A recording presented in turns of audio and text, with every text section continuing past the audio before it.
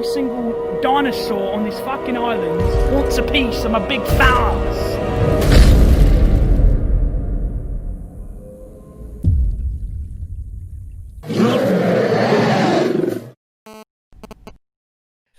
Like, moving on from Brooklyn, for everyone's sake. Oh, fucking hell. Right, can we please talk about the most annoying person in the whole show that didn't need to be there? Who's that? Ben? Sammy. Oh, okay. Okay. Because... Yeah, go for it. I'll let you take the lead on this one. It's an hour and a half of me talking, so... I just feel like, what was the point? What was the actual point? So, basically, her whole arc is, my family supply chicken, or whatever it is, beef or something, to Jurassic World. Yeah, they have a ranch, don't they? Yeah. Oh, and I'm here to get secrets. To save a ranch, yeah. Was that really necessary? With everything else going on, that we needed this? Basically, it's like, oh, right, so my family supplies beef and we're failing, so now I need to be the most annoying, excitable, loud, screechy character on the planet. Yeah. And get this memory stick and send it off on a drone, and then nothing more comes of it. Nothing more comes of it. Well, probably to season 2, won't it? But it's like, yeah. Oh, what? Season 2 will start with the drone flying and landing. Oh, that's where it went. It will. In fact, I think I've seen that drone before. I think it missed a skier. There's a clip of some guy skiing in some competition, and this fucking massive drone just misses him. Sounds about right for Jurassic World, but yeah, no. But yeah, I just felt like it was like a shoehorned storyline that wasn't necessary. Yeah, it was a bad attempt to try and make more a kid's version of InGen interfering. Essentially, yeah, because that's the thing. They didn't even use what would be the most sensible twist for me, especially as it's supposed to be in the next film, Dominion. Biosyn.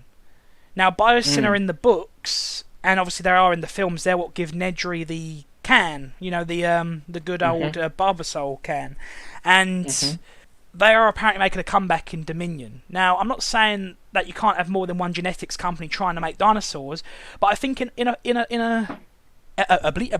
show, in a show that clearly had a hard-on for Jurassic Park more than World, it staggers me that they didn't see that as a great opportunity to try and just name drop them, and they name dropped everyone else.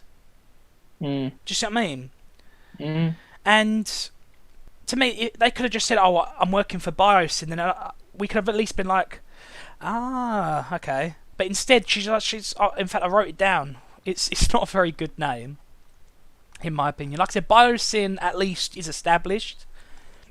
I'm not saying you can't do anything new, but it's Manticorp. Oh no, wait, sorry. It's Manticore. It's called Manticore. And apparently they're a biogenetics lab. Apparently they tried to make dinosaurs as well, but Henry will of course beat them to it. So it's a company that they're establishing in a spin-off. Will never be established in the film series. So what's the point? Because it has no effect on predicting. It will have no effect on the grander scale of things. Yeah, I mean, there is potential for it to be in Dominion, because apparently there are different companies. But I know what you're saying, you know, it does come across as just a little bit unnecessary, you know, especially when you consider that we've already got an established rival in the franchise. So, yeah, that's why I'm saying if it was Biosyn, everyone instantly would be like, okay, they're still at it.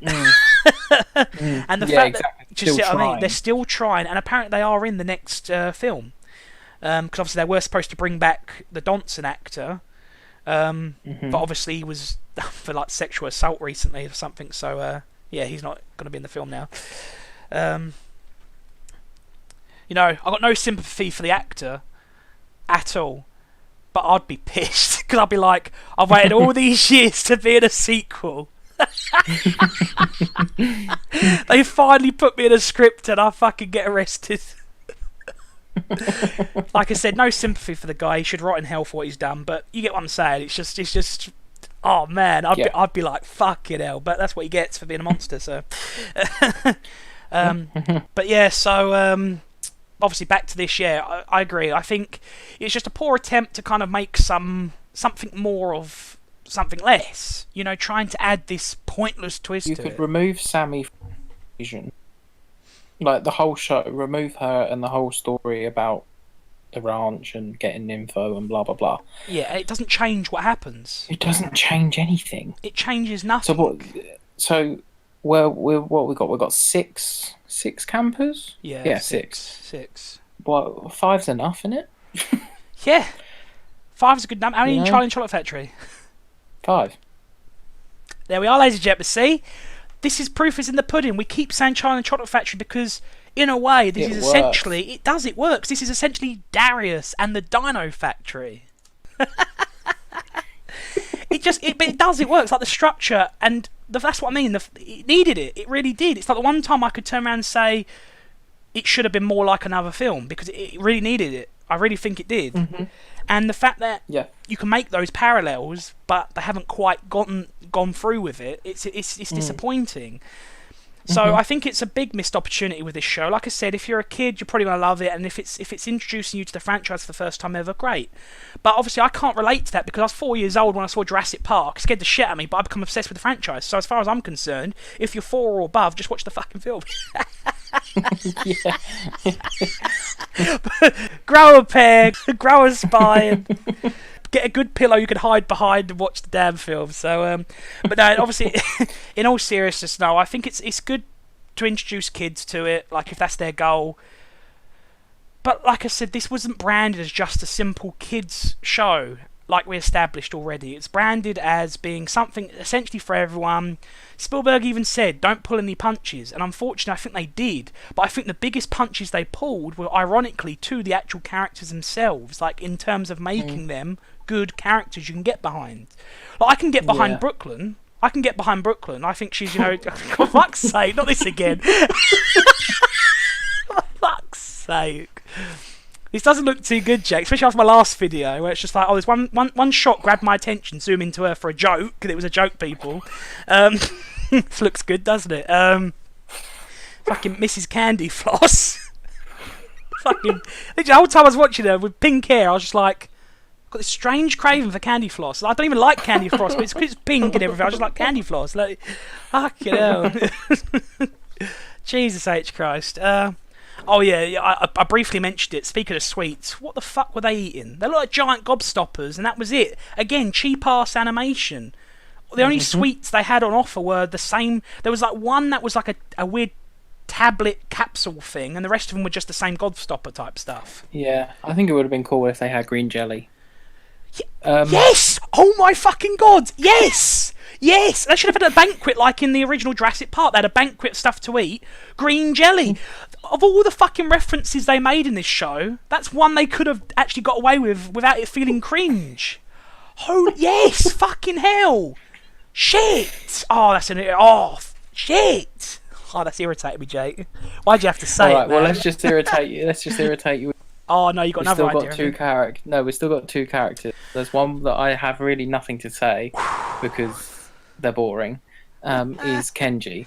They do Kenji nothing. sucks. They add nothing. Oh. He's just the annoying rich kid that's there because he's rich. So Yeah, that's it. His story isn't interesting.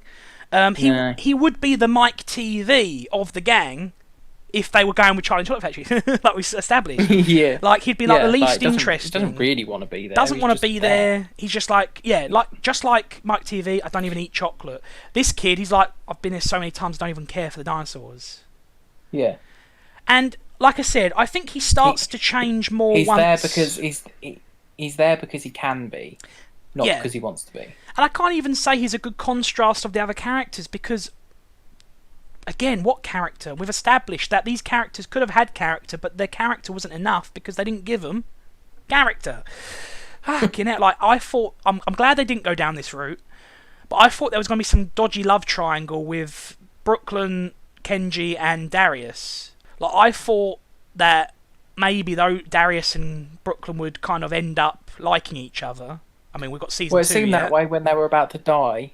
That's the in the point I'm mud. trying to make, because they've had that moment together, and because Brooklyn specifically annoyed Darius, and I think Darius has secretly got not a crush, but I think he's got a vendetta against her. I think because she interrupted his story, I don't think he's forgiven her for it. I think that's why when she when Sammy's revealed to be a spy, he's quick to go, yeah, well, what about you, Brooklyn? I think it's because, she's still annoyed about her interrupting his story. But that's my point, because she kind of doesn't even really give him a second look, and because Kenji's typical, right from the get-go, he's like, oh look, we're perfect together, rich and famous. Yeah. So I thought there'd be some kind of dynamic there, but there wasn't. I'm glad there wasn't, because that's cliche, and we don't really need romance in our Jurassic stories. But that'd be season 2, because now there's 6 kids stuck on an island. Oh god, fucking hell! Ain't Stephen King's it? The book version. Oh Christ! Fucking hell! Oh dear. But yeah, I don't really have much more to say about Kenji. No, I haven't really. I think you've hit the nail on the head. Typical rich guy, stereotypical. He only really changes, like how he changes after Ben allegedly dies, is how he should have acted once shit started to go down. Like, he saw 2 people get killed and it didn't faze him. He was still cocky, arrogant and laid back, but he did sort of get a bit more quiet and a bit more shyer after, like, he was obviously a bit more scared after Ben had gone, because I think that's when it finally hit him.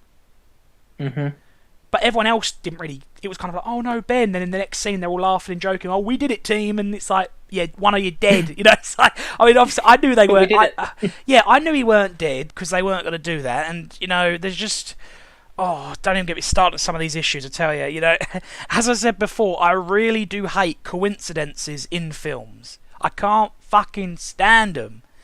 And I'm sorry, but the final showdown with Toro and.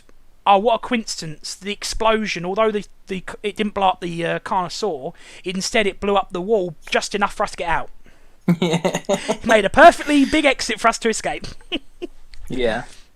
Stupid. But anyway, back to Kenji quickly, because I think Kenji could have actually had a good story, if we focused a bit more on, his dad's neglect for him. And I think towards the end he started to open up a bit, but again, because the show is rushed, in 8 episodes they rush through it, you miss a lot. And again, I personally think, well, I'll say that at the end, because then we can kind of wrap up by saying what we would have done differently, and what we think they're going to do in the next series. So let's just, obviously, like I said, we've probably missed out a lot of stuff, but emotions are, all over the place, because it's not just a kid's show, obviously. To someone like me, it's a continuation of a franchise I love, and it has been confirmed to be canon. I watched like the first 5 seconds of Jurassic World Lego, the show, and it was shite, so I didn't watch it, and I haven't. I didn't think it was funny. I thought it was a headache. Not as much as this headache, but I thought it was a headache. But I didn't need to watch it, because it's not canon, it's its own thing, and if I like it, great. But if I don't, I'm not want to watch it. With this, I feel I have to watch this, because it's already been confirmed that it exists in this world. You can't kind of turn your back on it. I mean, you don't have to watch it. You can not acknowledge it, but technically, when you watch Jurassic World now, the film, this is technically officially happening in the background, and you have to remember that. Oh, I remembered it. Yeah. But yeah, so let's talk about Ben quickly. Do you have much to say about him? Not really, only the cliche. Yep, scared cliche. Of everything character that had to sphere at the end. That had to what? Sorry, you're cutting out. Fucking Jurassic World.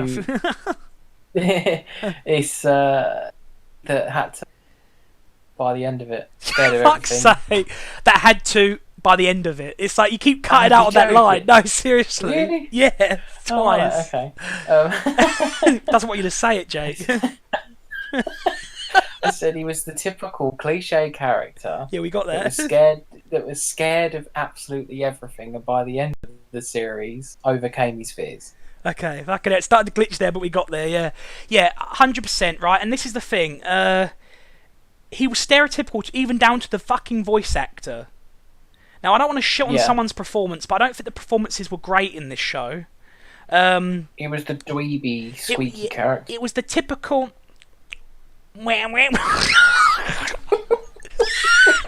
What's up, Doc? I went to do a voice, and it just It didn't was work. nothing like that. No, it didn't work. It didn't work. Saying it. Alright, he sounded like the really annoying kid from the Polar Express. Yeah. Oh, the train guy. Oh, that Yeah. stupid kid. He sounded like him, and it's the stereotypical fucking noise anyway. I mean, even Jimmy Neutron had a character that sounded like it. Yes. Big guy with glasses, yeah. Yeah. Right, so these examples alone prove how much of a stereotypical voice it really is. But then again, maybe it's the perfect voice because, after all, it is a very stereotypical character. So, there it is. True. Anyway, yeah, Ben obviously has his moment, doesn't he? He has his moment to shine. We all saw it coming. They say that Darius is like, only me and Ben can fit through the hatch. Bollocks! It's an escape hatch. It wouldn't pass regulations if it could only fit 2 fin fucks. And look at the size of the hatch when he goes out of it. It's massive. I could fit through it. That's saying something. So that was a load of bollocks to begin with. And he goes in. It's not like there was like an open window and that's the only way they could get through. Again, I felt that there was a lot of compromising going on when there didn't need to be. It was almost like they'd thought of the solution but hadn't set up the problem. It's not like the only way we can get to the control room is through a vent. Yeah, but who can fit? Only the little one. Do you see what I mean? It weren't nothing like that. It was a fucking escape hut. It was an escape hatch that everyone can fit through. Literally, watch it again. There was massive amounts of gap around him as he gets out. It's huge. It's fucking huge. And also, Darius, bless him, he tries, but he misses the obvious. So they're in a carriage, bearing in mind, like a train, these monorail trams, they have 2 drivers essentially. Not necessarily 2 drivers, but they have two sets of controls, one at the front, one at the back, and they have to because they can't just turn around. It's a train at the end of the day. It's a tram, whatever you want to call it. It's it's a monorail. It's a train. It's got 2 sets of controls either side, and they're in one of the control rooms because you can see the panel. Because I checked this the second time I watched it. Because, like I said, I have watched it again in the safety of my home. And when he goes, we need to turn out the lights. He straight away starts smashing up the lights. I'm like, mate, there's a control panel right there. Just see if there's a button for it. I mean, I used to be a bus driver. And as much as a lot of the buttons made no sense, you could always rely on there being a button with a fucking flashing light on it. And that meant, one way or another, you're turning a light on or off. And you can't tell me that trains ain't got them either. Do you see what I mean? Especially when you look at the control panels, there's not many buttons. Then one of them's going to be the fucking... Because they do later. Later on, when they get to the other control panel, they try to stop the train by pressing buttons. Then why didn't he press buttons to try and turn the lights off? Maybe then he could have said, it's not working, we have to smash them. So sometimes they overcomplicate things, and sometimes they undercomplicate them, if you know what I mean. They're kind of like... It's overcomplication by having to smash up the lights, because they want it to take a long time so that the pterodactyls still come and get them, in other words. But they don't explain. The one time they need to explain that they can't just flick a switch, it looks embarrassing. You know what I mean? Not being fun. That's like being stuck in a house and saying, oh shit, we need to turn off all the lights quickly. So you go around smashing the bulbs. You'd have to establish that you can't just turn it off. You know, the quickest way to do it would just be turn off the mains, not smash all the bloody bulbs. So that irritated me. But yeah, so Ben gets his moment, and in a twist that I thought they were going to go for, especially, like I said, the whole time I've been under the knowledge where they've said not all your heroes will survive, and Roxy and Dave aren't doing fuck all at this point, so I knew they weren't going to die. So I thought, okay, are they actually going to kill one of the kids? And this is when the twist happens, the so-called twist.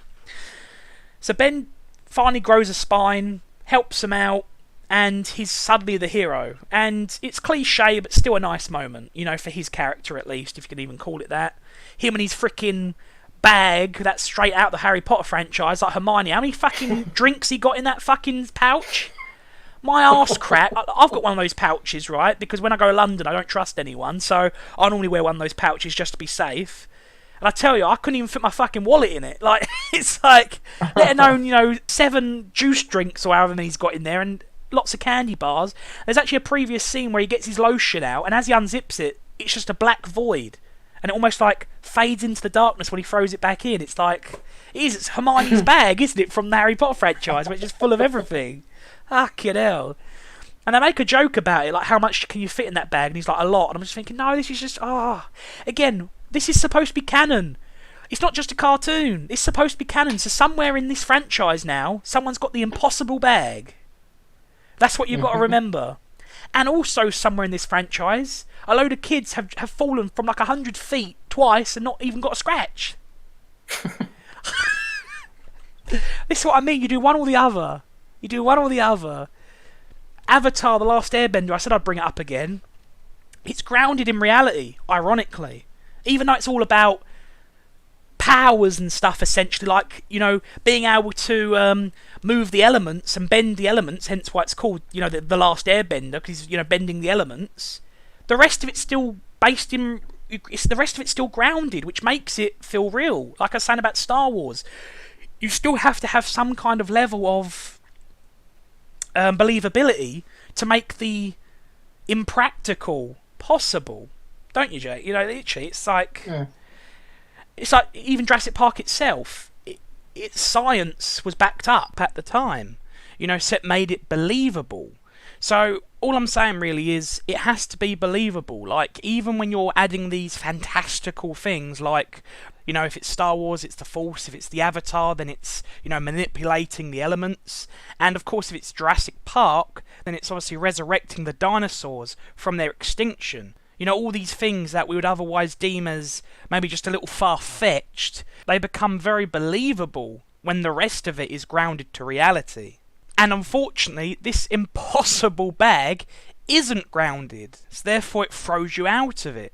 But anyway, with the whole Ben arc, there was this slow motion bit. Like, suddenly it's a slow motion and he gets taken away, and it reminded me of Pitch Black, the ending of Pitch Black. Spoiler alert if anyone hasn't seen that film.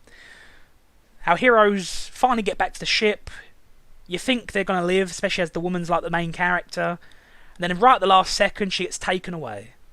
And in a very similar manner. And you're thinking, shit. Like, shit. Like, I wasn't expecting that. And it's almost like that. Almost. Because they don't completely buy into it. It would have been more effective if they had, but they didn't have the balls to go through with it. They didn't have the spine. Instead, they kind of... Well, they didn't have the spine, but in the next episode they did. And that's what made it feel really, really cheap. So, the pterosaur breaks him through the glass, grabs him and sods off. Now, for starters, that pterosaur's probably fucking dead. It's just broken through glass. It's like when stuntmen punch a glass with their hand. They say it like shatters all the bones in your hand. We're to believe this pterosaur flew right into the side of that that freaking monorail, broke the glass, grabbed the boy, and then broke out the other bit of glass, and it was completely fine. But either way, instead of flying off with him, Darius grabs him, and then he's like left hanging, and it ends on a cliffhanger, quite literally, kind of thing. And then the next episode starts with him falling anyway, so you're thinking, oh. Now, what would have been more effective? What would have been more effective, in my opinion, is if it had just taken him and that was it. We didn't need the dragging out with the cliche, I've got you. And I think the only reason I did that is to make people think, oh, typical, that he's going to survive, and then he didn't. But I didn't. I was just like... You don't get that effect when you binge. When you're binging, you don't, because you watch it... Yeah, exactly, and I want to finish by saying that, but I'll get to that in a second. Personally, I think it would have made more sense if it grabbed him, flew off, and then in Season 2, because, as I've already established, he doesn't die, the last shot is showing he's still alive. So they don't even leave that as a cliffhanger. It's not like we think he's dead and he's back in the next one. He doesn't die. He's not even... No, he doesn't. He's not even considered dead to the audience. Not once, not even for 5 minutes do you think, well, he's dead. Because again, like you said about binging, but we're finished with that in a second. I think he should have been taken away by the pterosaur, and that's it. He got flown off, and that's it. And it could explain how he survives in the next series, because maybe it flew him back to their freaking nest, and that's when he escaped. Because let's face it, it can't just, it's not a takeaway, you know, it can't just eat it on the go kind of thing, you know what I mean? It's got to land to eat him. Yeah. You know, he's not a fish, he's going to be a bit harder to eat in the sky, so that would have been better for me personally, because that way the audience would think, fuck me, he's actually dead. And don't show him at the end of the series. So, yeah, Ben's crap, he's stereotypical, he's a hygiene freak, he's this typical hygiene freak, geek, who doesn't like the outdoors, doesn't like anything, can't handle boat rides, windy fucking roads, or even being left alone in a building, it would seem, you know, in case he shits himself. But then he changes a little after he witnesses the birth of Bumpy and forges a bit of a bond with the dinosaur. But, you know, let's face it, Bumpy's main purpose in this show isn't to give him more character, it's to sell more toys. Yeah, definitely. As everyone's saying, it's the Baby Yoda effect now, where everyone has to have some kind of young. I think they've been doing that a lot longer than way before the Mandalorian. Like, it's nothing new, but people are just saying that now. It's the Baby Yoda effect kind of thing. It's been going on a lot longer than that. Anyway, moving on now, and I think we should just quickly discuss some more of the issues that we had, you know, with the show itself. You know, if we can, you know, I'd like to readdress the animation itself, because remember, when we were kids, I think there was better quality. With better quality animation, 2D was... That's the thing. You can do a lot more now with animation, even 2D. And yet they don't. They do 3D and it still looks empty. 2D animation used to look really, really full and vibrant and full of animation, funny enough. But this one just felt really like bog standard. It felt like freaking morning TV Disney Channel, you know. And don't get me wrong, Disney animations... I was going to say, don't get me wrong, Disney animations are normally good, but I'm on about more like Mickey Mouse Club and stuff, where it's not their best animation. It's more basic. But yeah, you're right, not even that. That's still giving them too much credit. Definitely. I just think it should have been 2D, personally. I think it would have been better. Stylistically, it could have been good. And I don't know, man. I just didn't like the animation. I think the animation, in a way, cheapens it, like you said. I think it ruins the overall experience. Yeah, massively. I think if someone could reanimate it, preferably in 2D, get some proper emotion in the faces and stuff, I think it would be much better. Because unfortunately, yes, there was emotion, but it was really weird and false. And there was even moments where, especially after someone had just died, right? Someone had just died. Like I said, the two campers had just died. Well, not campers, workers had just died. Kenji's still being a prick, and he's basically just saying, here you go, Darius, you're in charge because if anyone dies, it's your fault, and laughing about it. Like, oh yeah, hilarious, mate. It's not like anyone's just died in front of us. And then, as Darius is talking, he's got the world's biggest smile on his face. Like, Kenji, it's like he stopped talking and did the Woody smile. You know, where it's like, shit, Andy's coming. And his head's just kind of drifting, but he's still smiling. It's really weird. It's creepy. And he doesn't come back to life until it's his turn to talk. Yeah. Yeah. You know what I mean, don't you? Deadpan character. Deadpan. Bland backgrounds are weird tech. They're under-animated, and then they're over-animated. There's no, like, middle ground. No. And I just think that's a problem with 3D in general. Desperately. And obviously we've said about the gliding. The who? The foot gliding, not actually touching the ground properly, Yeah. So yeah, I think the animation probably plays a huge part in how you end up perceiving the show as an adult. As a kid, you don't notice those sorts of things. You're just like, oh, wow, dinosaurs. But I don't see that as a valid excuse. I know what you're saying, but I still don't. We had better we had better quality, I think, back in our day. Yeah, definitely. I think more effort went into it. I mean, I think also overall as a show, I think it just suffers from feeling repetitive in terms of everything that happens in the show we've seen before. Yeah. And because you've got 2 episodes of it before the park even breaks down, essentially, or 3 episodes technically, you're bored of it even in its own show, I think. Because, again, none of them are going to get killed.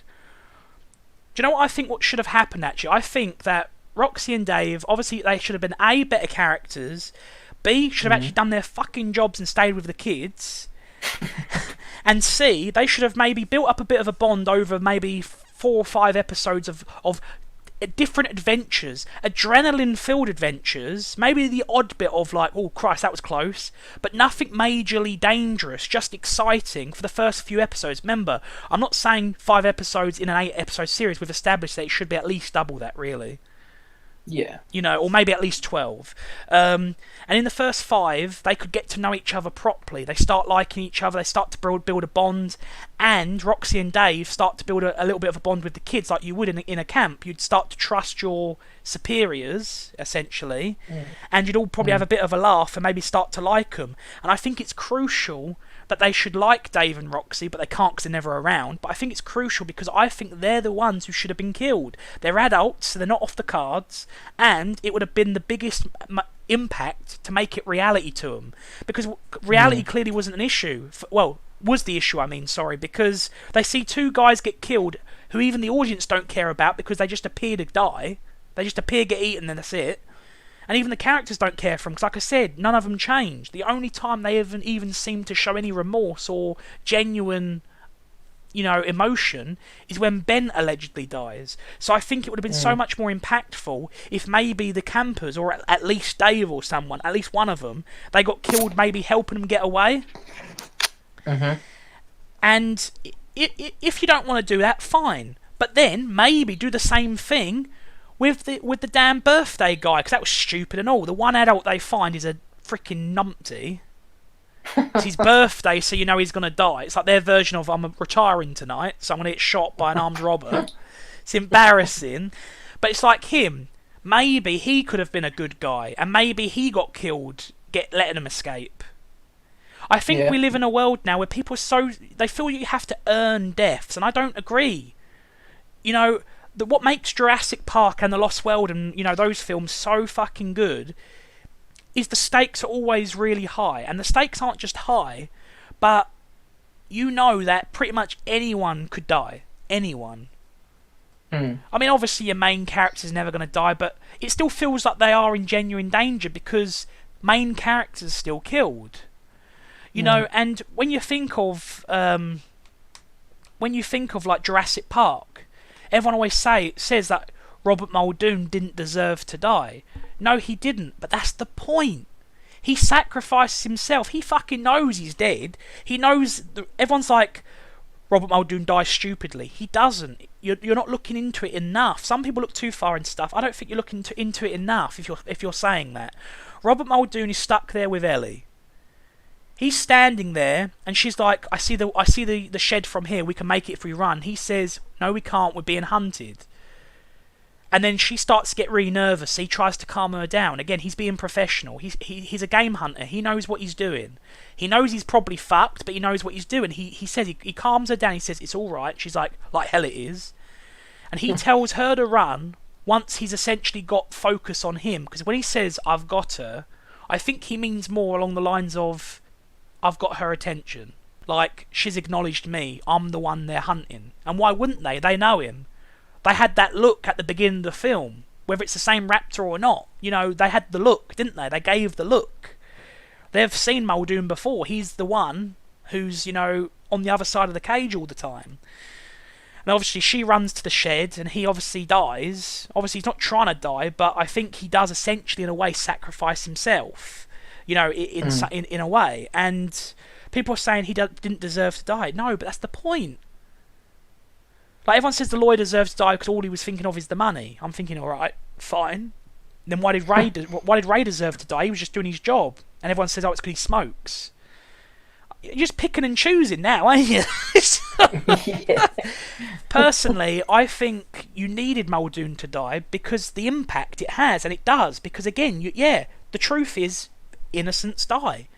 People who don't deserve it die. Well, at least they're supposed to in this franchise, for the sake of the stakes being high and sacrifices being made. But now we live in a world where, because, crazy bitch from Merlin got killed. That was revenge. I was like, yeah, take that, you bitch, literally. Anyone has seen Merlin, the person who plays, what's her name, Zira in Jurassic World, She's in Merlin. Zara. It's Zara, is it? Zara. Yeah, she plays Morgana. Yeah, and yeah, in Merlin, and what a bitch, literally. I mean, she plays the part really well, don't get me wrong, but if you've seen her in Merlin, then you get a little bit more satisfaction seeing her die in Jurassic World. But yeah, it's like, yeah, she had... people like she had the most brutal death. I think she had the most comical death. Like, I didn't actually think it was a good death scene. I don't think it was a brutal death scene. I actually thought it was a bit too slapstick, in a way. It's kind of like she gets carried off by the Pteranodon, dropped in the water, picked up again, and then the mosasaur eats them, and I'm just like, fucking die already. It's like, I was expecting her to get spat back out, and then, you know what I mean, the raptors have a go. It's But everyone makes out that it was an unnecessarily brutal death. For me personally, that scene was a bit too Sci-Fi Channel. Like it felt like it was meant to be in like a Mega Piranha or, you know, Sharktopus film. You know what I'm saying? It felt like it was too overdone to be serious. You know what I mean, don't you? I mean, you don't have to agree, but you know what I'm saying. And unfortunately, because the backlash of that, when they did Fallen Kingdom, there was, I can't remember her name because I've only ever seen the film like once because I weren't impressed. But in Fallen Kingdom, there's like a woman who works at the mansion, and she was supposed to have a death scene, and I think they cut it out because of the backlash of the last film with, was it Zara? I'm just like, are you fucking kidding me? Are you fucking? What, the old lady? Yeah, she apparently had a death scene, but they cut it because of backlash. So now, every time we see a film, unless you're fucking, unless you're, you know, a very naughty person, you ain't gonna die. Because you have to earn your death now. You have to be a villain. How sad. All right. Brilliant. Exactly, that's what I mean. What made Jurassic Park and the Lost World so realistic is dinosaurs didn't pick and choose them. Like, if they had the opportunity and they were hungry enough, they'd eat you, right? It's not like, oh, I better check my list and check it twice, you know, oh, you're on the naughty list, gotta eat you. It's stupid. It's fucking stupid. So, and I think that's the problem. I think that's why no one would die in this show. Like, I know they're kids, but that's what I mean. You should have had a better relationship with Roxy and Dave and then killed them off. I think that would have been so much more impactful. I mean, hell, they killed the father. Might not have been a dinosaur attack, but they killed him off. True. But yeah, just to wrap up now, obviously there's a lot we haven't said, but there's too much we have, kind of thing. There's a lot we haven't said in the last 3 hours. 3 hours. Well, that's the thing. There's just so much to fucking say, and it's almost the length of the show. It would be a problem, would it, if they didn't fucking binge? So, and that brings us on pretty much to the last point. We were going to talk about what we'd change, but I think we kind of covered that in what we were talking about anyway, so that's fine. Okay. So, I'm going to fun edit in this. Don't think anyone's going to watch it. Too fucking long. Okay, so just to wrap up, really, my biggest problem with the show is it's a show that you binge. It's not a weekly show. It's just a one-off, really. You know, it gets released one day, and it's such a short show, you can watch the whole thing in, 3-4 hours? And it's over. That's it. That's why I consider it more like a film. And I think people these days are so scared of not being able to keep someone's attention that they just upload it all in one shot. And say what you will about the new Doctor Who, I've got a lot of problems with it, but at least it's still weekly. You know, you can discuss it still. And, you know, I mean, I don't agree with their philosophy on we're only making stuff to get people talking in a negative way. I think you should focus on making a good story, and that will naturally get people talking. So I'm not saying make stuff to get people talking. I'm saying just make good stuff and space it out to allow people to start talking. Like even as a kid, we used to watch, like you said, about Saturday morning cartoons. Like if this was a Saturday morning cartoon and I'm a kid, I'd love it. Like you said, I'd wake up early and I'd be looking forward to this, and I'd be with my mates in school for the next week reacting scenes out, or even making up our own scenes and wondering, oh, what's going to happen to our heroes next week. But you don't get any of that now. It's like, Oh, have you seen the show? Like the whole thing already? Yeah. Yeah. And instead of it being, oh my God, what do you think's going to happen? The conversation is, oh my God, have you? Wait, no, I'm not on that episode yet. Don't spoil. Yeah, exactly. Oh my god, have you seen it? Yeah, exactly. Instead of what could happen, it's have you seen what has happened? Yeah. It just you lose the art of discussion. You lose it all, and I think it's criminal. And I think that's Yeah. what's truly killing like the industry more than anything. I mean, like this kind of medium. Like everyone says, like TV's back and it's better than ever. But is it? Is it really? I think there's more of it, but is it better than ever? No, I disagree. Because I think now people are so scared of not being relevant anymore. Sometimes a sequel's confirmed, like this. It's a sequel's confirmed before they even see if the original's well received.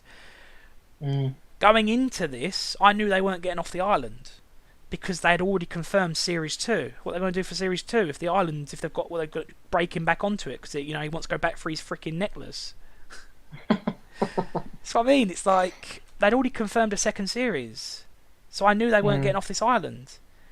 And as soon as I saw Ben taken away, I knew he weren't dead. I was like, okay, second series, they're going to eventually bump into him, and now he's going to be the eco warrior. He's going to be the one who knows how to live in the jungle. Like I said, Robinson Crusoe. He's going to be like, they're going to be in peril, and he's probably going to save them. They're going to be like, oh my god, Ben, you're alive, and he's like, like George the Jungle now, so, Yeah, pretty much.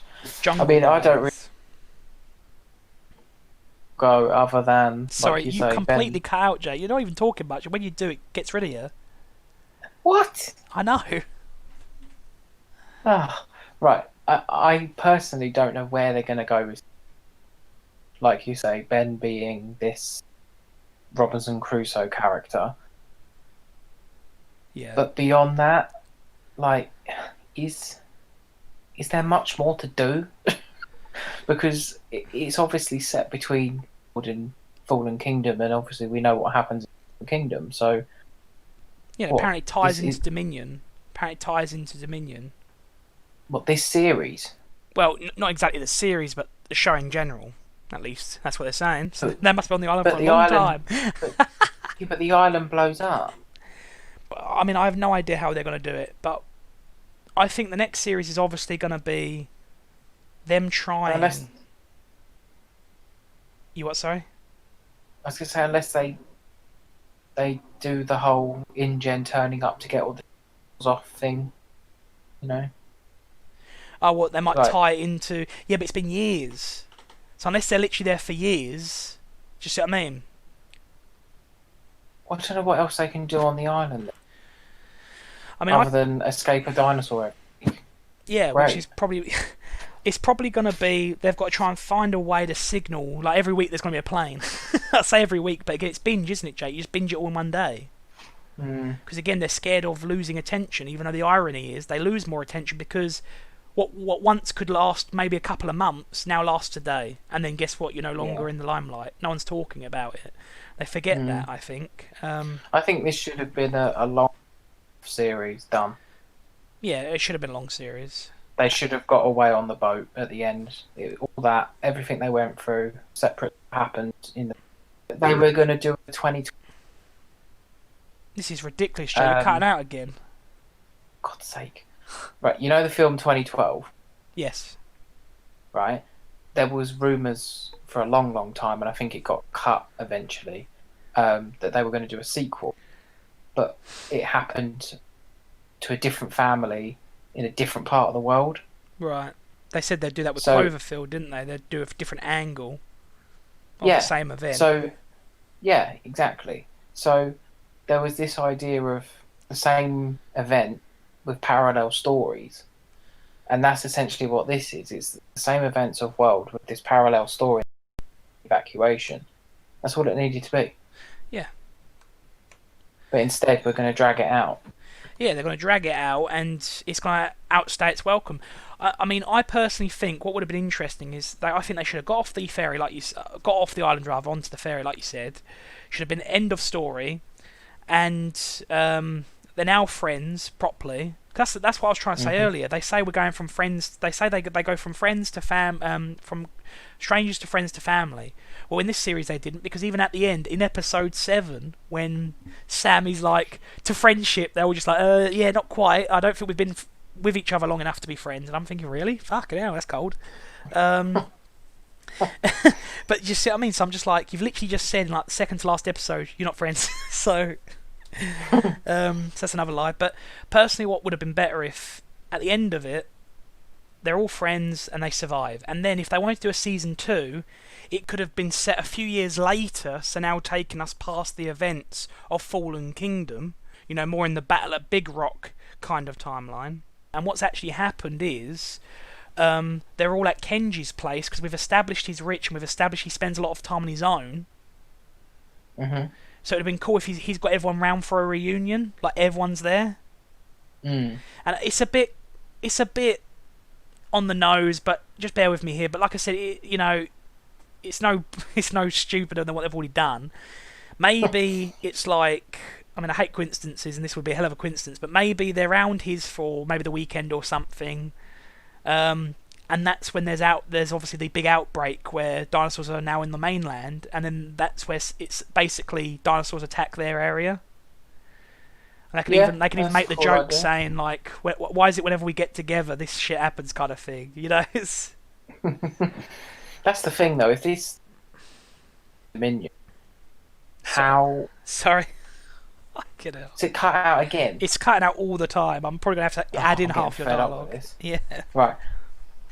If this series is going to go into Dominion, these poor kids had the events of Jurassic World, didn't make the evacuation, and then they go through all this whatever's going to happen on the island. If they do get off the island and get to the mainland, by the time they get to the mainland, dinosaurs are on it. They're never going to escape it. Still like dinosaurs, Darius? Yeah. Oh, this is what I mean. It just needed to be a one series contained thing. Yeah, I agree. And as much as I'm interested to see where they're going to take the series, again, there's not much more they can offer. I mean, this series should have been mainly them enjoying the island, different parts of it, but we've established the animation's cheap, we've established that the visuals aren't that good, we've established they've got no interest in showing the functioning side of the park, and guess what? They can't now, because that ship's been, you know, that ship has sailed, that opportunity has been and gone, which means we are now doomed to spend another series now in the fucking jungle. I have had enough of the fucking jungle. I'm not even joking. Like, that's half the reason they had to do Jurassic World. It's because they had to get them out of the jungle. And the irony, though, is Jurassic World as a film spends most of its time in there. I just don't think the filmmakers know what they have. Like, Jurassic World looked awesome, and I do mean world. I think they did a really good job revitalising it, making it look like a place you'd really want to visit. And yet, why can't we visit it? Like, we still haven't seen it. We still haven't seen it. We never got to see it, no. And this Camp Cretaceous didn't even look like a cool camp. Like, I've seen camps for real, and they've got stuff like, even, you know, nature walks that look cool. It's just a treehouse that we never even got to see the inside of, really. And even then, there was like multiple houses, which is obviously just probably living for everyone else, because there's supposed to be hundreds of people go there eventually. And instead, it was just like, yeah, it's all kind of... We're just gonna. That's what I mean. There was no. It's called Camp Cretaceous, and we weren't really in the camp ever. No, not at all. Like I said, the first few episodes should have been them enjoying themselves properly, and I'm sorry, but we never got that. They went to episode 1. Darius breaks the fucking rules and gets them in trouble. Episode 2, we focus mainly on Darius and Kenji breaking the fucking rules and in a forest escaping dinosaurs. And what do our other protagonists do in the process? They go to the genetics lab, because that's fucking fun, ain't it? That's great. That's what I've been waiting all this time for, to see more of the fucking lab. Christ, saw enough of that in the last film. You know, Jurassic World, I mean. And episode 4, it's the gyrospheres, because we ain't seen that before. It's like, come on. And what's the biggest threat in that episode? A fucking mud pile. Fucking muddy puddle. Fucking Peppa Pig jumps in those things all the time. She don't know what danger she's getting herself into. You know, literally, I just like...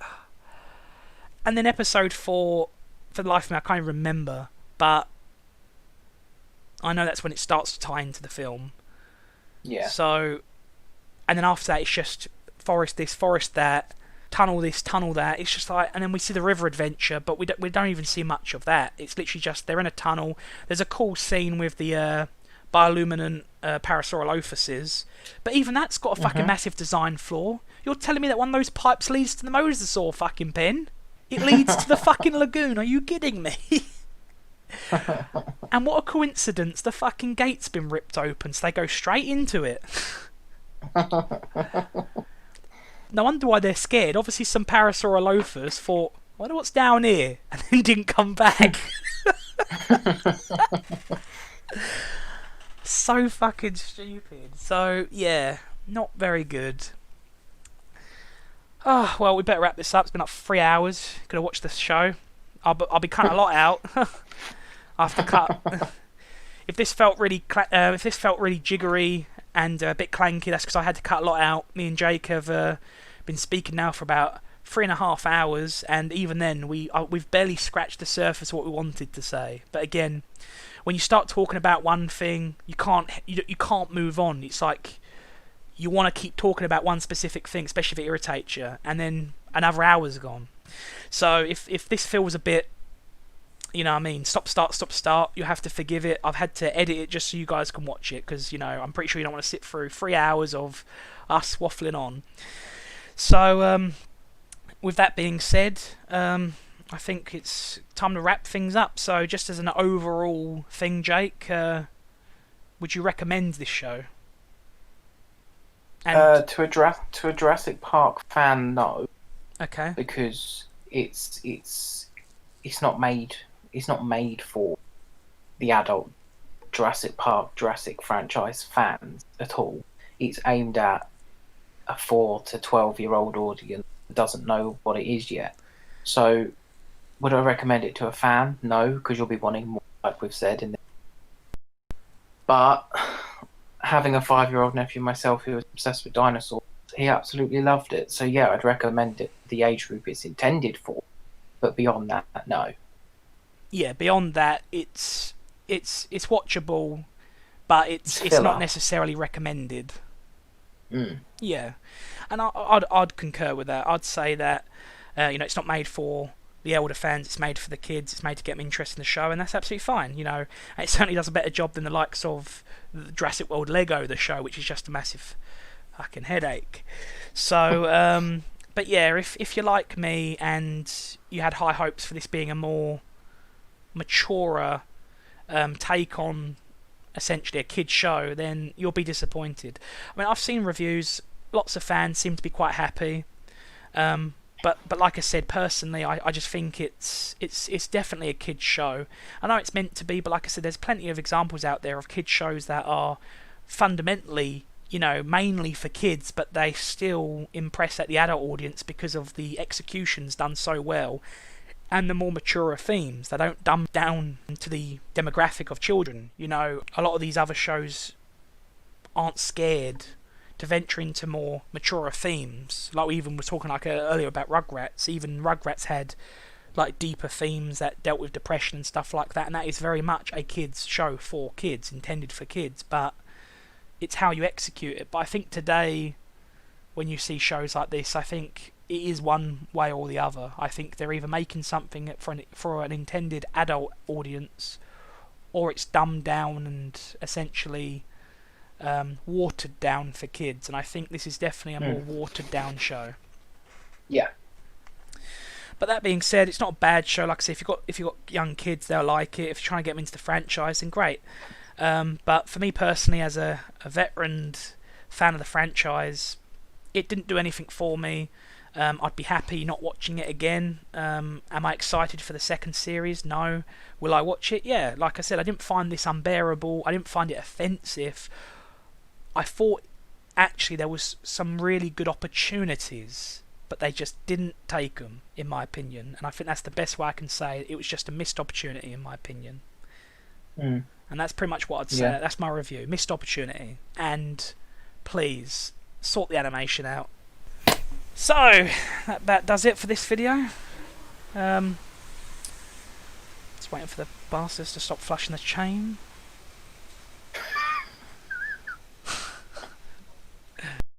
So this is gonna be fun to try and edit all of this. Fucking hell, I'm gonna be sitting there and I think, fuck, I didn't mention this, fuck, I didn't mention that. Always happens. Never mind. Cool. Well, anyway, thanks for joining us, Jake, with this very long discussion that I'm gonna have to somehow cut down to size. I like how now it's time to go. Your microphone's working perfectly. You're going on about it. You've probably got a button, ain't you? It's like, wait, wait. It's like, No, oh, not dear. at all. All right then. Well, again, thanks for joining us, and take care. Bye. All right. See you later. Bye. Oh dear. Well, hoppers, I hope you've enjoyed this video as much as I have. Take care, hoppers, and I'll hopefully see you next time. Hello there, hoppers, and yes, I'm still alive. Lucky enough when that raptor attacked me, I fell down a ditch, saving my life. I guess you can call that Camp Cretaceous logic, but there we are. Should be okay down here for a moment. They thought they could stop me doing the review. They were wrong. They thought they could stop me talking about this show, but nothing's going to stop me doing a review on it.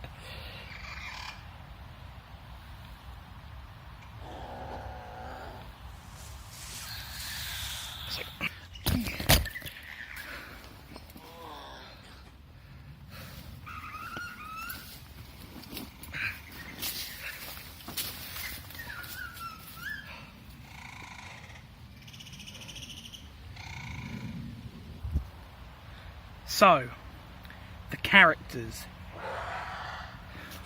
For fuck's sake, is this a fucking joke?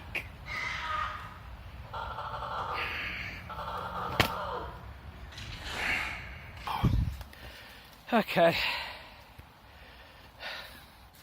Commence pirate mode. Like I said,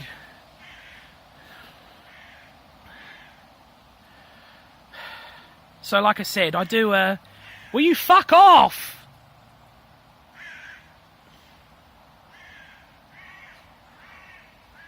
Fucking pterosaurs.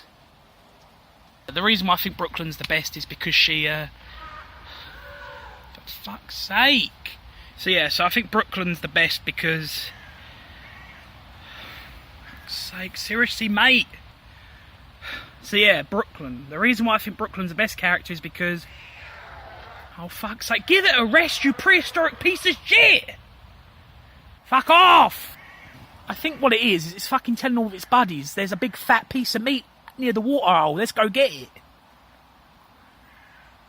Will Ash ever finish his review? Tune in next week, same time, same fucking place. Oh look, you shut the fuck up!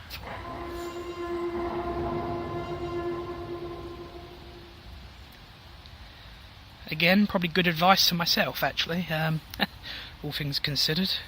I've already had one dinosaur try to bite my arse crack once today, I don't need another one. How about we just finish this review in the comfort and safety of my own home? Because I've got to find a way off this fucking island first, so, yeah, time to go, I think. For fuck's sake. Fucking raptors, man!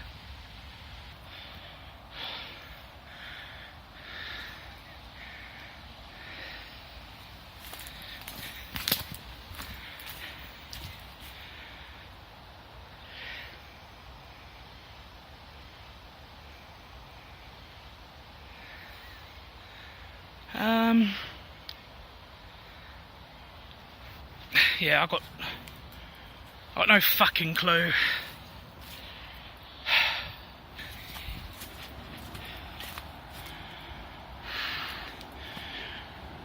This all looks the same to me. I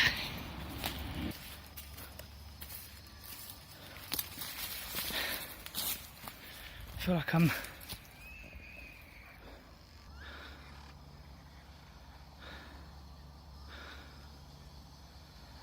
I'm lost. I'm in the middle of a fucking jungle and I'm gonna die. Every single dinosaur on this fucking island wants a piece of my big fat ass. And if they don't, they will when they see it. Fucking give up at this point, I'm telling you. Yeah, let's get out of here.